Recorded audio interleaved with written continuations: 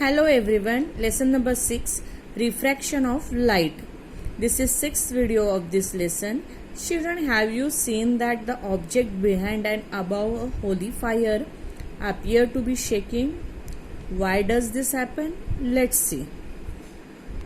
So जब हम होली जलाते हैं तो उसके आसपास का एरिया के जो ऑब्जेक्ट्स हैं हमको हिलते हुए नजर आते हैं.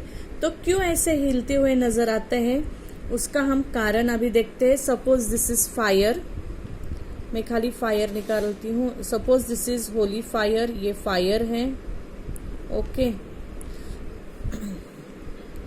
जो फायर के आजू बाजू का जो एयर है, जो एयर की लेयर है वो कैसे रहती है? Very hot.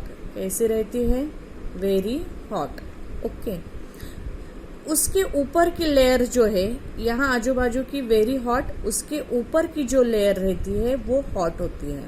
ओके, और उसके ऊपर की लेयर रहती है वो कोल्ड रहती है as compare to this two. Okay okay, तो ऊपर सबसे ऊपर जो लेयर रहती है वो कोल्ड, उसके बाद की हॉट, और जो फायर के बाजू में है वो वेरी हॉट एयर रहती है. सो यहाँ का मीडियम कैसा रहेगा?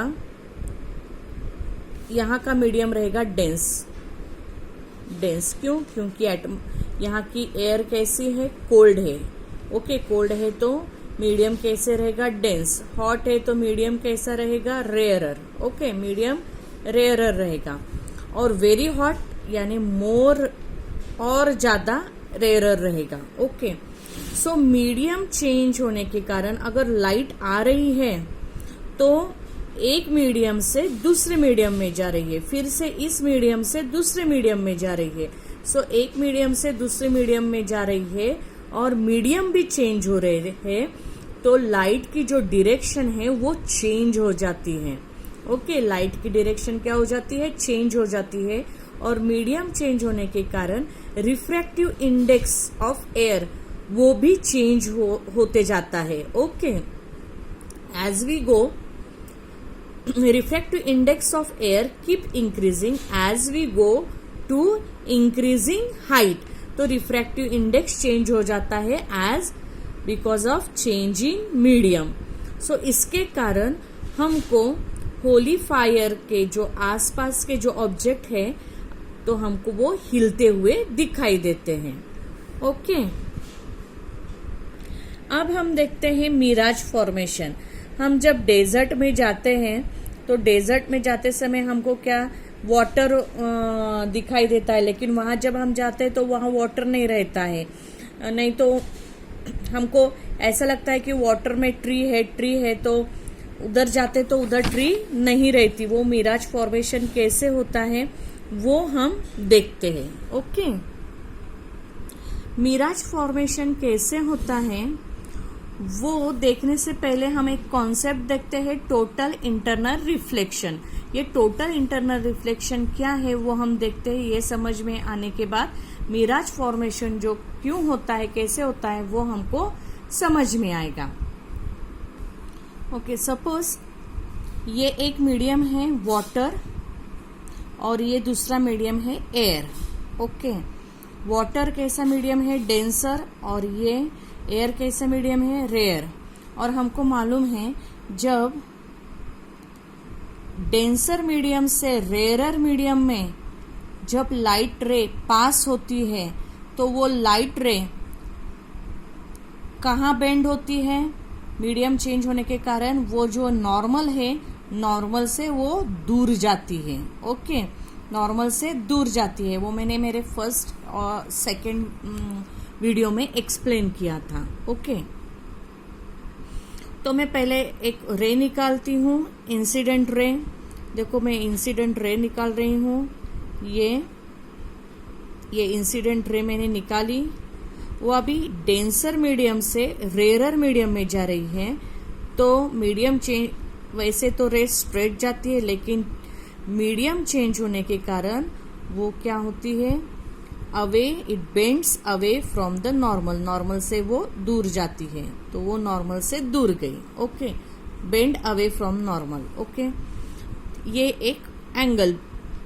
ओके, एंगल आई और दिस इज एंगल आर। मैं और ज़्यादा बड़ा एंगल लेती हूँ, और बड़ा एंगल लूँगी तो वो और बेंड हो जाएगी। ओके, जैसे मैं एंगल आई बढ़ाती हूँ वैसे ही एंगल आर भी बढ़ जाएगा। ओके, इंक्रीज होगा। मैं और एंगल बढ़ाती हूँ, देखो ये नॉर्मल है, नॉर्मल से अभी और एंगल बढ़ा करती हूँ। यहाँ से रे पास हो रही है, तो अगर यहाँ से रे पास हो रही है तो वो अगेन और ज़्यादा दूर बेंड हो जाएगी। It bends away from normal. तो मैंने एंगल बढ़ाया, जैसे मैंने एंगल बढ़ाया इंसिडेंट एंगल, वैसे ही एंगल ऑफ रिफ्रैक्शन भी बढ़ गया। ओके, तो एंगल ऑफ रिफ्रैक्शन बढ़ गया, इतना बढ़ गया कि ये जो एंगल ऑफ रिफ्रैक्शन है वो देखो 90 डिग्री हो गया। Angle of refraction is equal to कितना हो गया, 90 डिग्री। देखो नॉर्मल से वो क्या हो गया, 90 डिग्री हो गया। जब एंगल ऑफ रिफ्रैक्शन 90 डिग्री होता है तो उसको बोलते हैं क्रिटिकल एंगल।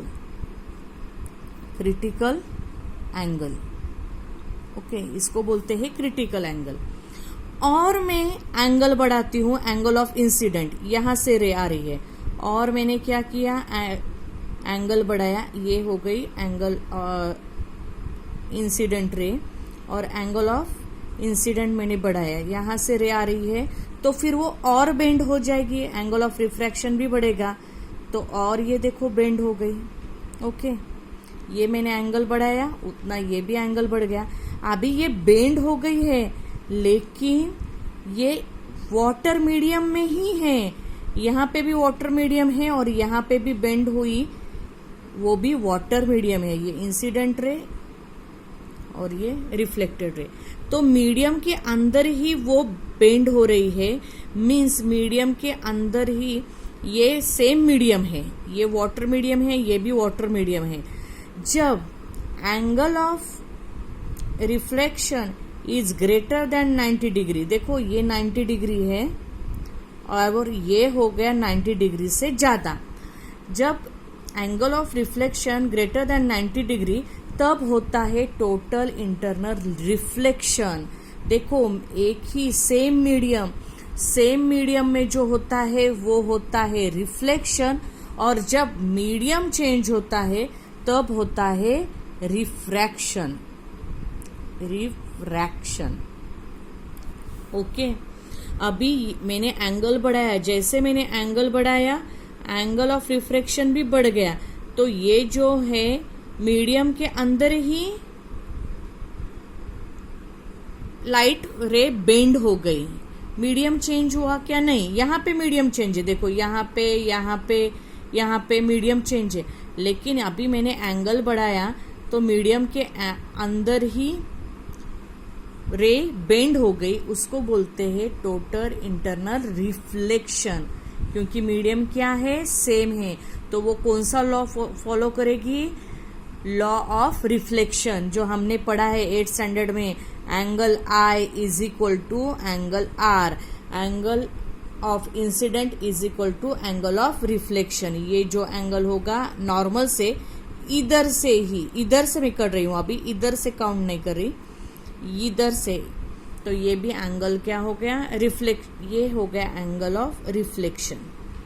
ये नहीं बोल रही हूँ मैं, अभी ये बोल रही हूँ। ओके, तो this is called total internal reflection.